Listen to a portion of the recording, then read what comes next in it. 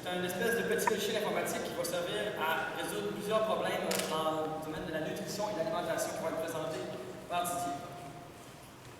Donc, la base de toute recommandation nutritionnelle et tout traitement en nutrition passe par l'évaluation de l'alimentation. Et le problème, c'est que l'évaluation de l'alimentation est incomplète, est inadéquate, parce que les méthodes actuelles se basent sur la mémoire des gens et sur des techniques qui ont plusieurs biais et qui sont plutôt laborieuses. Par exemple, la tenue d'un journal qui nécessite la mesure précise des aliments et un travail assidu du participant, de la personne qui utilise cette méthode. Donc, la solution, c'est de fournir une plateforme d'identification simple et automatique des aliments qui évite de requérir à la mémoire et à la subjectivité de l'utilisateur. Donc, quand on a commencé le projet, on a ciblé 4 fonctionnalités qu'à long terme, ce type d'application devrait avoir. La première, c'est être capable de reconnaître automatiquement à partir de l'image l'aliment. Je prends mon téléphone, avant de manger, je prends mon assiette, je sais que c'est une pizza, je sais que c'est une salade, je sais que c'est un sandwich, c'est enregistré. La deuxième fonctionnalité, faire le lien entre l'aliment que j'ai reconnu et la table de valeur nutritionnelle. Ensuite, le troisième élément du projet, c'est de fournir un bilan personnalisé et précis de l'alimentation des gens. Votre consommation des légumes dans la semaine, le dessert, si on veut réduire, etc. comme ça.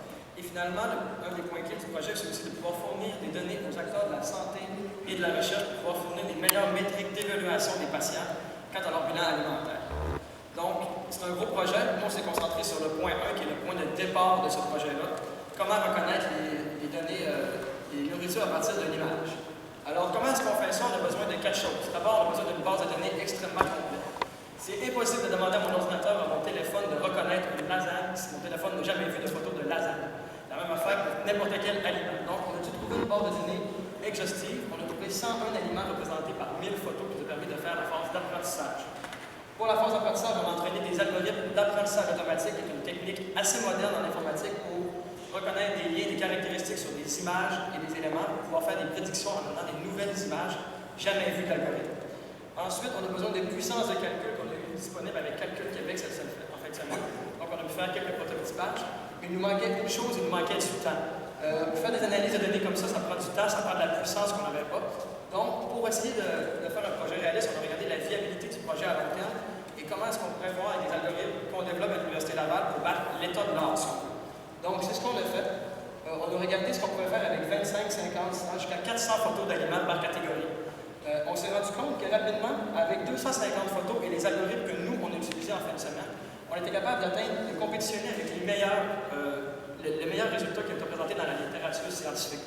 Donc, avec un algorithme, une fin de semaine, moins de 48 heures, on a compétitionné avec le meilleur des algorithmes. Alors, on se dit que si on pouvait utiliser les 1000 photos, et encore plus si on extensionne notre base de données, en optimisant notre algorithme avec plus de connaissances et plus de temps, on pourrait facilement extraire un facteur significatif sur la concurrence et sur ce qui se fait ailleurs, et pouvoir développer une application ou un logiciel qui permettrait de faire une reconnaissance efficace des aliments à partir d'une photo.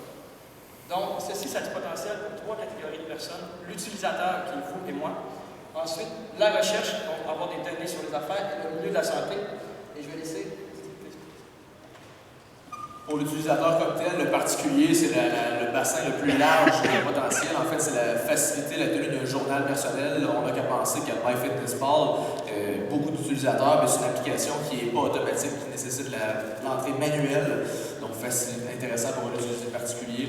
En recherche, le défi ici, c'est en fait, ça résout le problème majeur des données nutritionnelles qui sont la présence de biais importants où ça facilite l'accumulation de données et le lien éventuellement à long terme avec les maladies. Donc, on vient de révolutionner, même pas sans peser les mots, on vient vraiment de révolutionner la prise de données nutritionnelles. Et finalement, pour les professionnels de la santé, on peut penser à toutes sortes de clientèles, par exemple une clientèle plus âgée qui a de la difficulté à se rappeler ce qu'ils ont mangé. Alors, on vient de régler le problème en utilisant l'appareil photo. Les cellulaires sont plus des technologies qui sont réservées aux jeunes. C'est une technologie qui est utilisée par toutes sortes d'utilisateurs de tous âges. Donc, les personnes vulnérables pourraient bénéficier beaucoup en fait, de cette technologie. Mais on doit aussi à penser, monsieur, madame, tout le monde, en fait, qui utilise des services en nutrition, qui pourraient profiter de cette application dans de faciliter l'évaluation alimentaire, qui est le problème majeur des services de consultation en nutrition. Donc, c'est un projet qu'on a réalisé conjointement avec un groupe de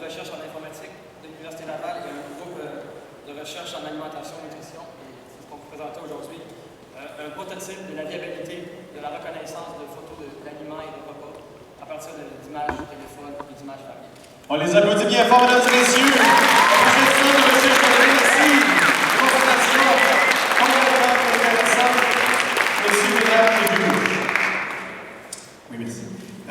Deux questions. Comme n'importe quel log, le problème, c'est que les gens se tannent éventuellement. De quelle manière voyez-vous que vous pouvez continuer le user engagement? Donc, s'assurer que les gens reviennent, même si c'est une photo au lieu de se saisir. À un moment donné, les gens se tentent de prendre le log, fait de rentrer l'information, première chose. Deuxième chose, oui, identifier les éléments, mais comme vous dites, une lasagne, il y a différence. Il y en a 2000 calories, il y en a 250 calories. Comment est-ce que votre application, en analysant les images, peut faire la différence entre une lasagne de 2000 calories et une lasagne de 250 calories comme portion? Première question, en fait, pour l'utilisateur, en fait, c'est lui, la motivation qu'il a, c'est de recevoir des conseils nutritionnels appropriés. Le chercheur, c'est d'avoir une évaluation objective de l'alimentation. Et la personne qui remplit pour le chercheur, par exemple, elle a d'autres avantages qui, en ce moment, elle fait ça, c'est plus long, c'est plus difficile que ce que l'application ferait comme travail. Donc, autrement dit, pour l'utilisateur, hey, j'utilise l'application, je prends les photos, j'aurai les meilleurs conseils, c'est son avantage.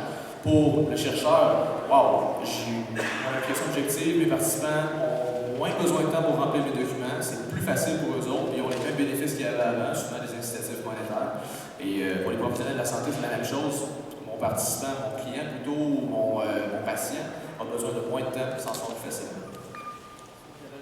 Il y avait une seconde question qui demandait comment je vais faire la distinction entre la sauce à spaghetti à ma mère qui n'a pas beaucoup de sucre et la tienne qui a 3 kg de sucre.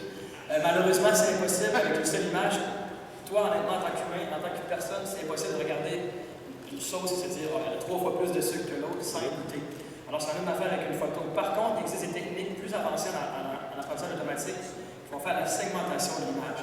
Alors, on pourrait regarder un sandwich, ça c'est une chose, mais ensuite on pourrait dire OK, j'ai du pain multigrain, j'ai une salade, j'ai des tomates, j'ai des cocombes, j'ai du poulet entier, j'ai un sandwich au côte levée, débordant de sauce avec du fromage et bouillonnant. On peut faire une espèce de parallèle entre les deux. À la limite, on ne pourra pas jamais battre une approximation parce que je ne peux pas connaître tous les lasagnes du monde, mais je peux moyenner en sachant que tu as une sauce tomate avec du fromage un peu, etc. Est-ce que les usagers eux-mêmes vont pouvoir alimenter la banque de données ou ça va être, vous allez avoir un million d'images? Oui, c'est un peu une espèce d'apprentissage actif. Donc, on va prendre la photo, ça va retourner sur le serveur. Ensuite, maintenant, une fois qu'on a les photos sur le serveur, nous, ça augmente notre base de données. Donc, plus on a de ressources, plus on a de données exactement, plus c'est facile d'avoir un algorithme qui est efficace et qui est précis. Mais l'usager va entrer l'information. Non, mais tu n'as pas besoin d'entrer d'informations. Mais si vous ne savez pas, est-ce que je peux prendre une photo de la lasagne et dire ça, c'est une lasagne avec tant de fromage, tant de calories? C'est ça. Puis, ça pourrait être une option qui est envisageable. Ensuite, retourner dans une base de données, comme ça, on peut faire ensuite l'analyse de données là-dessus. Cependant, il faut faire attention au temps réel, la réalisation en temps réel. On a vu certaines fois dans la communauté Internet que les gens, cette application qui était faite en temps réel, et on voyait que le robot devenait un peu fou. Maintenant, c'est n'importe quoi. Tu vas prendre une photo de lasagne et dire que c'est un pâté chinois avec 4 millions de calories. Donc, il faut faire attention à ça. Alors, on les applaudit, le projet de film, mesdames et